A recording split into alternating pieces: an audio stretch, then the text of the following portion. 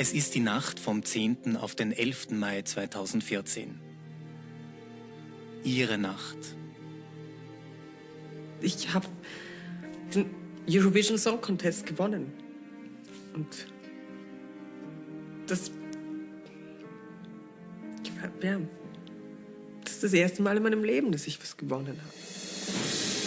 Conchita Wurst gewinnt den größten Musikwettbewerb der Welt mit einer Hymne für eine gemeinsame, friedliche Zukunft. Dieser Film dokumentiert einen der wohl bedeutendsten Siege in der Geschichte des Eurovision Song Contests. Und er begleitet Conchita Wurst auf einer unvergesslichen Reise. Auf den Schwingen des Phönix.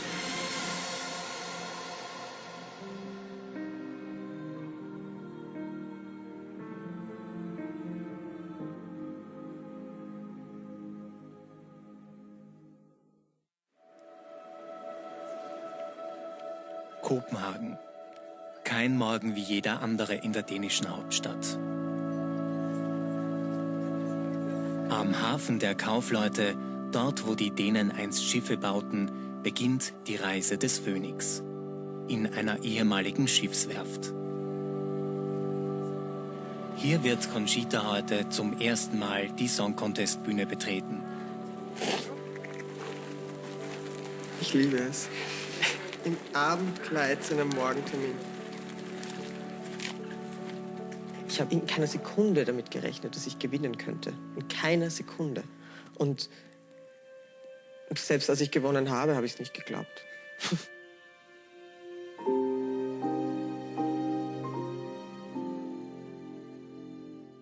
Jetzt gilt es, sich auf den nächsten Schritt zu konzentrieren. Auf den großen Schritt, auf die Song-Contest-Bühne.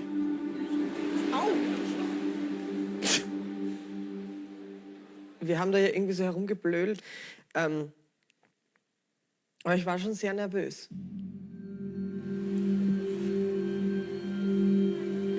I'll take you on stage when we're ready.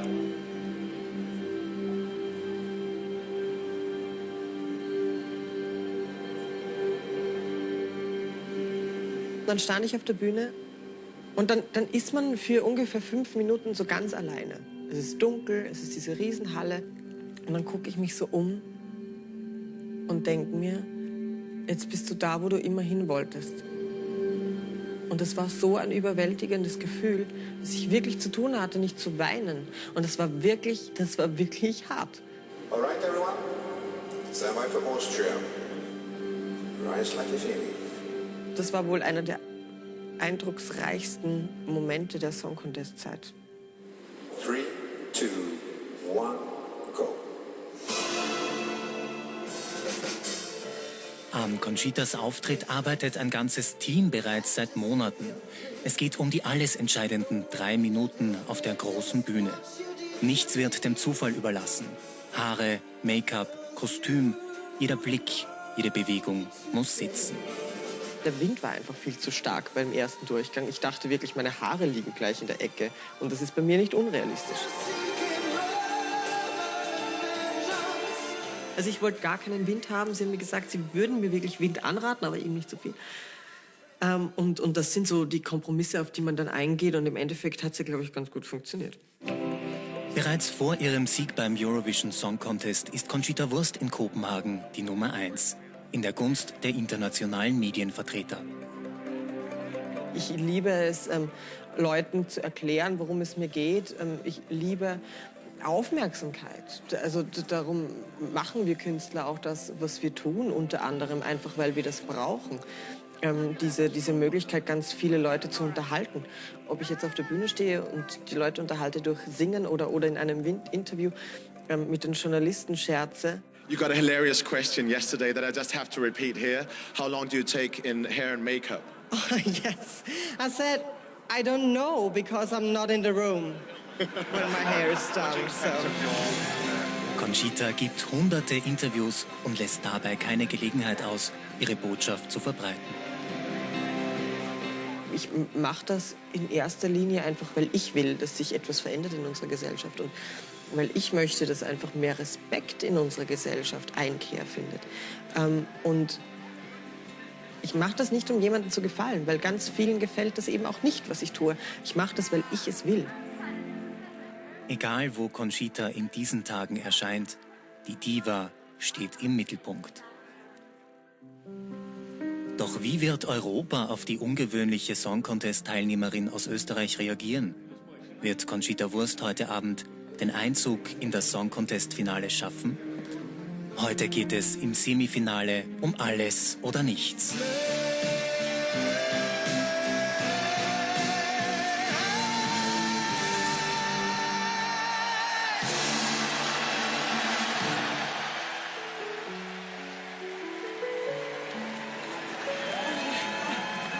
It was just fabulous. I have to go back.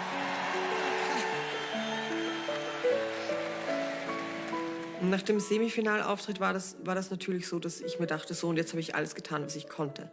Jetzt muss ich nehmen, was passiert. Und war dementsprechend auch erleichtert. Und ich glaube, das war das erste Mal, dass ich irgendwie einen Schluck Champagner hatte. Und dann war ich auch wirklich wahnsinnig gut gelaufen.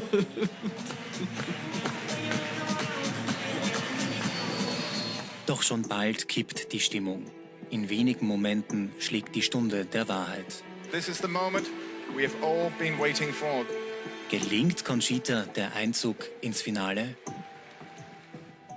Switzerland, let's move!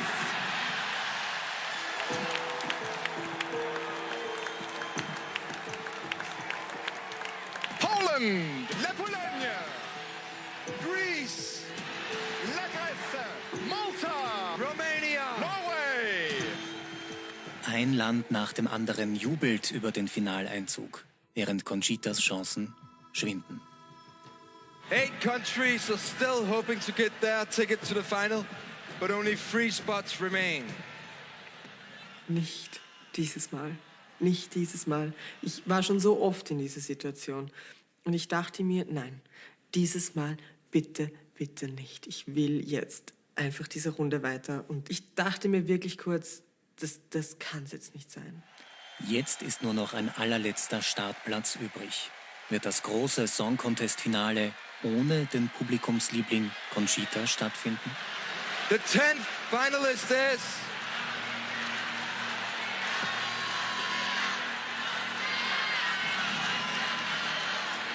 Austria!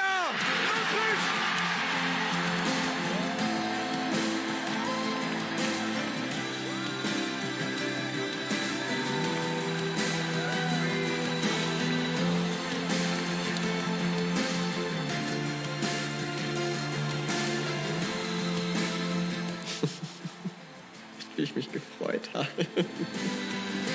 Conchita, die bärtige Diva aus Österreich, schafft den Finaleinzug und singt sich an diesem Abend in die Herzen vieler Europäer.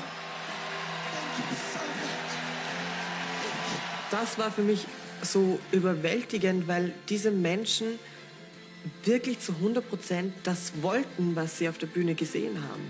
Und das war für mich so eine neue Situation. Ich konnte damit gar nicht umgehen. Und deswegen war ich einfach vor Dankbarkeit immer so gerührt, dass ich dann geweint habe. Und ich wusste gar nicht, dass ich dann so ins Mikrofon geschluchzt habe. Bis hierher war es eine lange Reise für Conchita. Nicht überall erntet sie derartigen Zuspruch. Ganz im Gegenteil, die Kunstfigur polarisiert und stößt auch oft auf Ablehnung. Ich glaube, man macht sich lächerlich mit einer Frau mit Bart, wenn man die als Repräsentanten für ein Land in ein anderes Land schickt. Im Internet schlägt Conchita nach ihrer Nominierung als Starterin für den Song Contest neben Begeisterung auch eine Welle des Hasses entgegen.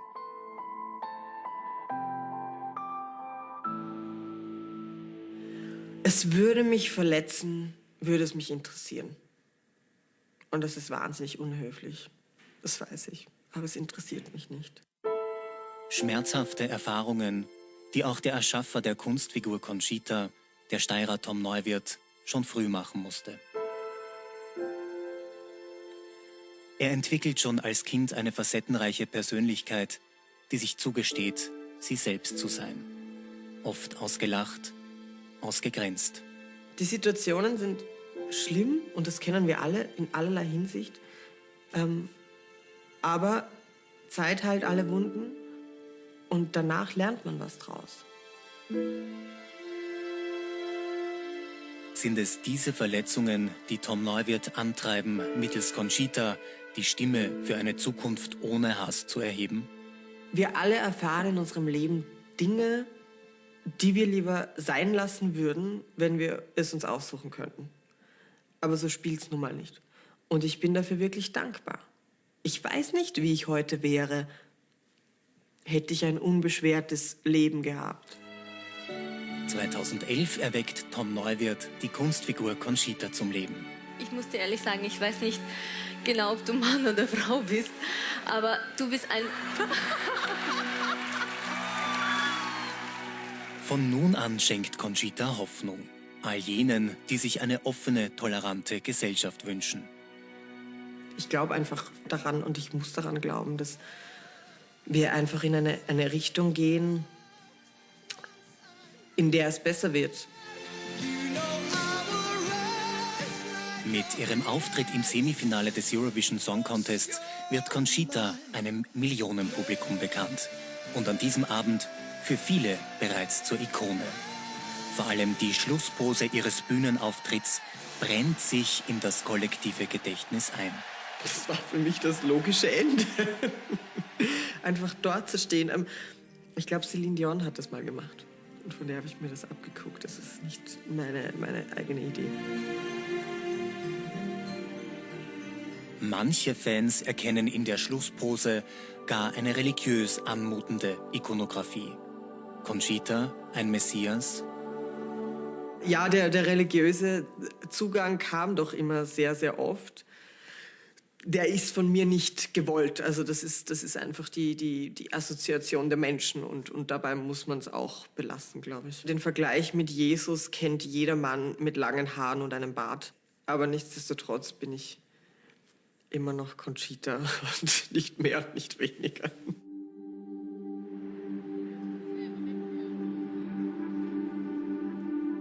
Es ist der 10. Mai.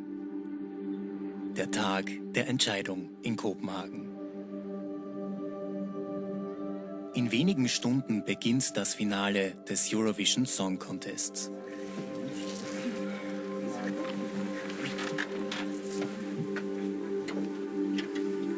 Guten Morgen. Es ist soweit. Ich habe keine Erinnerung an diesen Morgen. Ich scheine auch sehr entspannt zu sein. Ich kann mich an diesen Tag nicht erinnern. Für Conchita und die österreichische Delegation neigen sich 2 äußerst intensive Wochen in Kopenhagen dem Ende zu. Heute ist der Tag, auf den alle gewartet haben. Das ist einfach großartig. Das war hier, die letzten 10 Tage war das einfach unglaublich. Es wird ihr so viel Liebe, Respekt und Toleranz entgegengebracht. Genau das, was sie ihnen gibt, bekommt sie jetzt auch zurück. Good luck, Conchita. We love you. Mwah. Good luck, Conchita. Tausende Song-Contest-Fans aus der ganzen Welt strömen an diesem Samstag in eine stillgelegte Werft am Hafen von Kopenhagen, um gemeinsam zu feiern. Ein friedliches, völkerverbindendes Fest der Musik. Europe, are you ready to join us? Der Beginn eines musikalischen Feuerwerks, auf dessen Höhepunkt alle gespannt warten.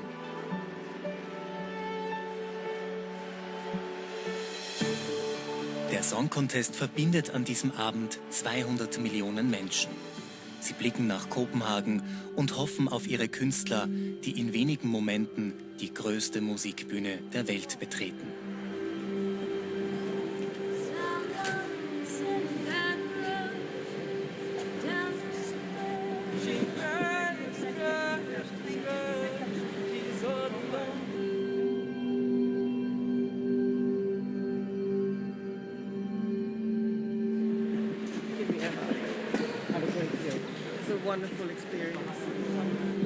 Es sind die letzten ruhigen Momente für Conchita. Die letzten Minuten bis zum Auftritt ihres Lebens. Ich hatte fürs Finale den Vorsatz, Spaß zu haben und es zu genießen. Und das habe ich auch gemacht. Zusammenhalten gelingt die ganz große Sensation. Start Nummer 11, Österreich. So, und jetzt endlich, wie auch immer es ausgeht, ab morgen ist es vorbei. Habe ich gedacht. Im Finale, ich war einfach so entspannt. Und das sieht man, glaube ich, auch ganz gut.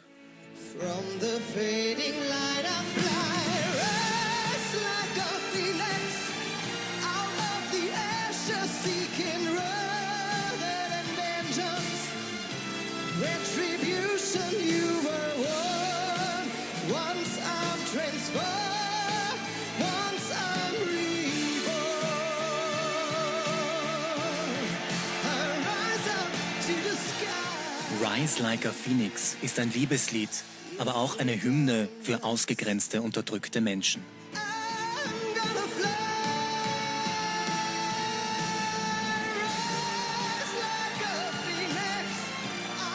Conchita Wurst sendet an diesem Abend eine eindeutige Botschaft. Und Europa antwortet. And the 12 points are 12 points go to Austria. See you next year. Bye bye. 12 points. Our 12 points Go to Austria. L'Autriche 12 points. 12 points from Ireland. Go to Austria. Good night. L'Autriche 12 points. Austria, rise like a phoenix. Conchita, the Queen of Austria. Austria. Austria. Austria. Conchita.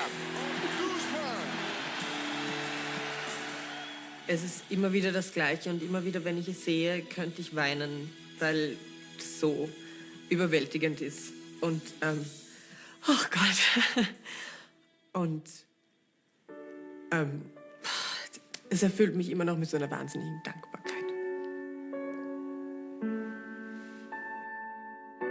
Ladies and gentlemen, we have done the math. It's no secret anymore. The winner is Austria.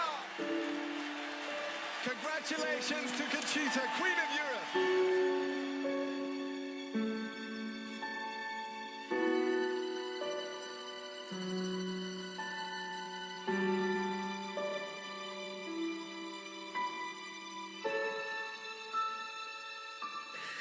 Und da habe ich dann den Song Contest gewonnen.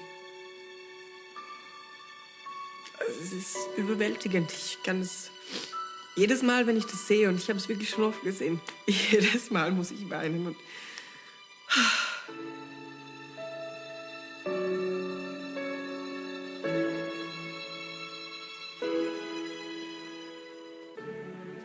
das, ja, das ist das erste Mal in meinem Leben, dass ich was gewonnen habe.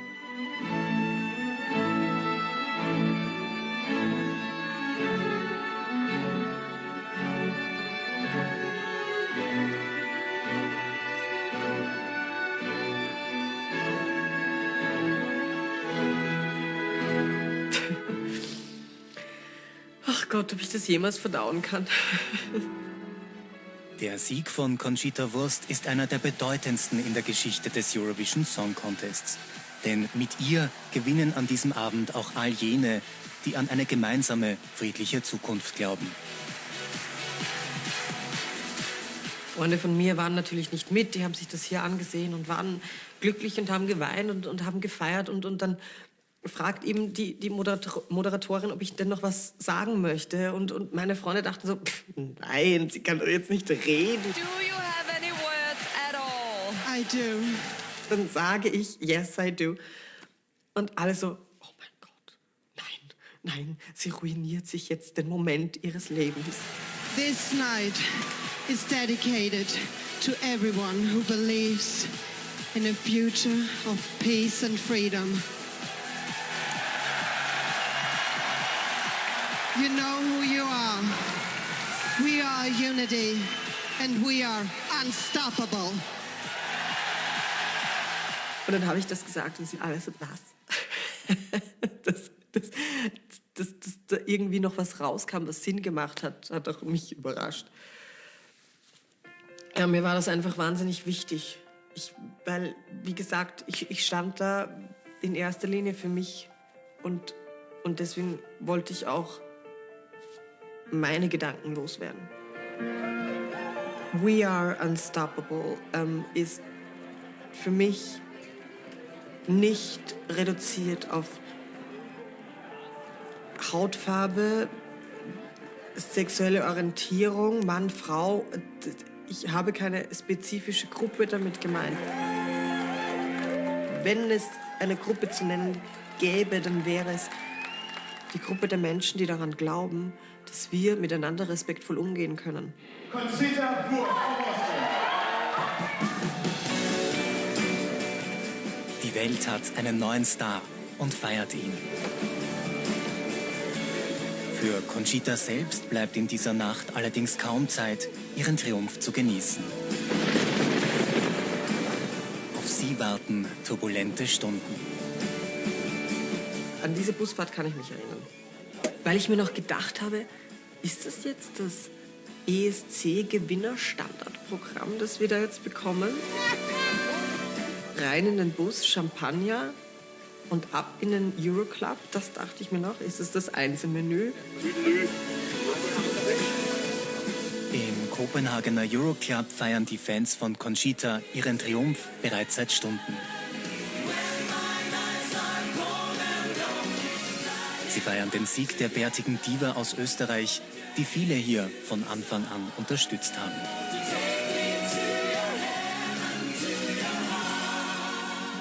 Für mich war es wichtig, einfach auch sich dafür zu bedanken, für die Unterstützung. Und das haben gerade diese Menschen, die dort waren, über all die Zeit, wo einfach klar war, dass ich Österreich vertreten werde. So here tonight, the biggest icon of freedom of modern times, from Austria, Conchita Wurst!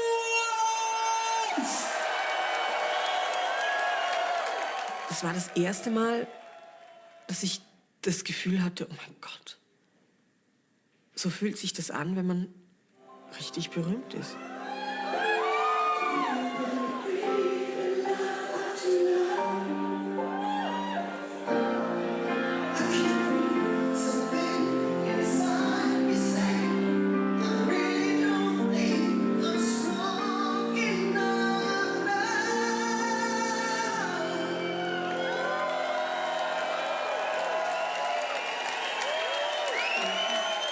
See you in Austria. Enjoy it. Thank you so much. Good night, everybody. Thank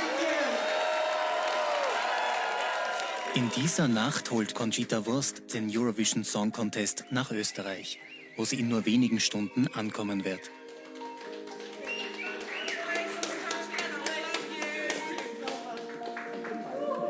Ich glaube, es waren 3 Stunden, um zu packen, duschen zu gehen, in meinem Fall mich neu aufzuputzen. Und ich habe 1 Stunde geschlafen im Flugzeug. Am Flughafen Wien-Schwechat wartet alles gespannt auf die Landung des Phönix.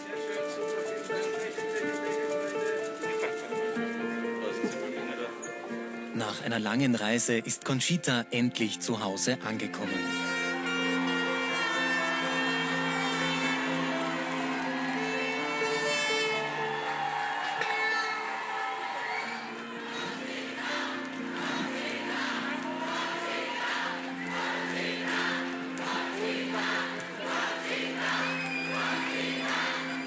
Ich war wie ferngesteuert. Ich stand einfach da und dachte mir, aha, oh. Das ist unfassbar, dass so viele Menschen da sind. Damit habe ich gar nicht gerechnet. Nach 48 Jahren bringt ein österreichischer Song-Contest-Teilnehmer den Sieg wieder mit nach Hause. Conchita Wurst gewinnt den Eurovision Song Contest mit einer Botschaft für Frieden. Dies ist auch eine Grundbotschaft des Song Contests. Der Wettbewerb wurde 1956 ins Leben gerufen, um nach dem Zweiten Weltkrieg Völker zu verbinden und Frieden zu stiften.